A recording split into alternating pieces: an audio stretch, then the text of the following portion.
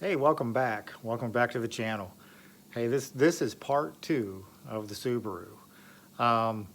2011 Subaru Forester with a 2.5 dual overhead cam. Um, we made some progress and have an answer. Well, not a complete answer. There's going to be more. So hang on. Let's take a look at all this stuff. This is the timing cover.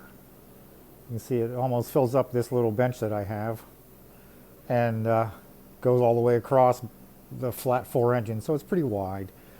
And it probably took about 4,000 bolts to get the thing out. Okay, not really 4,000, but it sure felt like it. All right, let's walk over to the car and see what's going on over there. This is going to be hard to show you. This is a tight space. It's hard to get down in here with this camera on this phone, but this is exactly how it looked when I took it apart. I haven't done anything to it. There's your broken chain. Chain runs around over here. Goes up to the camshaft. That's a phaser. That controls the variable valve timing, this assembly. And then there's the sprocket. And when we were looking at the cam signal that wasn't working, it's a Hall effect sensor. It's made out of, it has a magnet in it. This wheel is the reluctor. And we were looking at it right here. This space and this space and this space over here, these little cutouts, every time they go past, it triggers the sensor. It pulls that Hall effect sensor to ground. So your voltage goes from 5 volts to 0 and then back up. And the time on the scope would be this gap.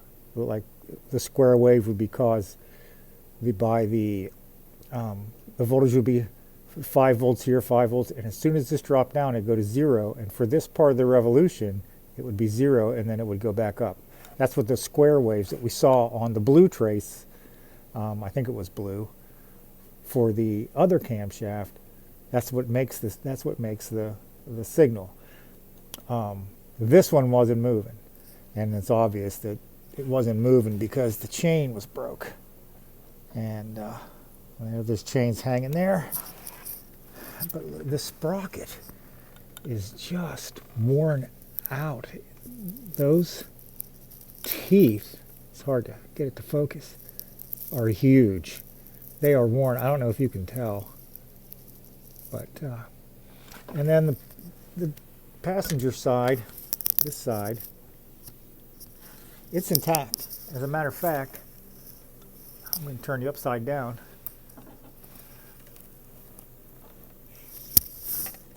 I'm struggling here.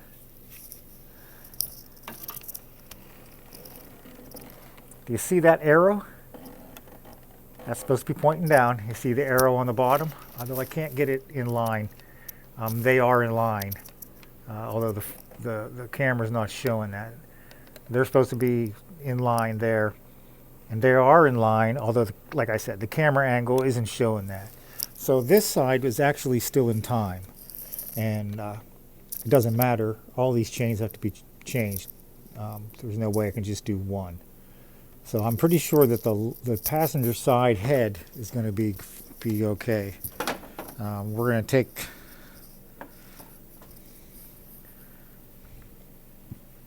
we'll be taking this head off. And that's going to be another day. That's probably, I got some other stuff to do.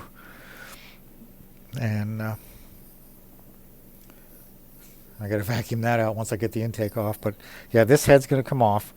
You're supposed to take the engine out to do this. I'm going to do it in the car. I'm going to take the one motor engine mount out and jack it up to get some clearance. And I don't think that's going to be an issue. I think it'll come right out.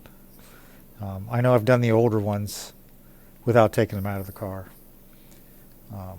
But, well, that's what we got, a broken chain. All right, that's it for today. Hey, thanks for watching. I really appreciate it.